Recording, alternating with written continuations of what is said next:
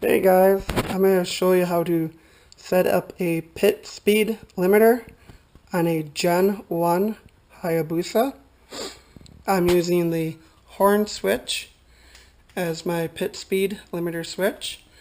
It is a normally open switch, and that right there is the wire harness that would go into the horns, but I have to use it to activate the pit speed limiter. Now the black wire is the wire that you want to hook up to your ignition modulator. So I got a wire and then I got a connector for it like that, and it plugs right in to the fan harness, or I mean the horn harness, and then you run that wire all the way back to the ignition modulator. And the far back hole is where you want to put that wire at. Now the purple wire next to that, you want to hook that up to a ground. You want to ground that out on the frame or on the battery, either or, but it needs to be grounded for the switch to work. Now once you have that completed, you want to run a wire for your speed signal. I use this wire right here that I had laying around, and you plug that into the third hole on the Power Commander 5, and then you run that wire along the frame however way you want to. I have it all laying out right now as I'm not completely finished. So you want to connect that wire to your speed sensor, and the wire that you want to connect that wire up to is a solid black wire before it plugs into the main harness of the bike. That wire sends out the signal of how fast the bike is going. So you want to tap into that, into your Power Commander. Now after you got that all done, you want to hook up your Power Commander to your laptop, or your laptop to your Power Commander.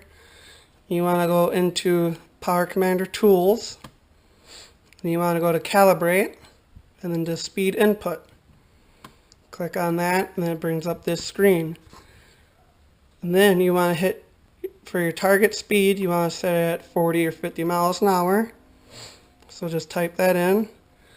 And then you want to have the bike running, put it in gear, probably second or third gear. Let the clutch out while it's on an engine stand, because you have to do that. You have to do it while the rear tire is up, so you either do it on a dyno or on a rear stand, like I'll have my bike set up right now. The rear tire is suspended, and so you can let the bike run in gear, get it up to 40 miles an hour, and so you get your current speed up to 40 to match it with your target speed, and then you'll have some numbers going up and down in this area, and that's the sensor frequency. And then you hit calibrate once you hit your target speed and your current speed are matched, and that will come up with a number right here, and that's the number that your Power Commander uses to judge the speed at. Once you do that, you hit OK, and then you go back to Power Commander Tools, and you want to go to Configure, and then Future Enables and Input Selections. You go to that, and it brings up this screen.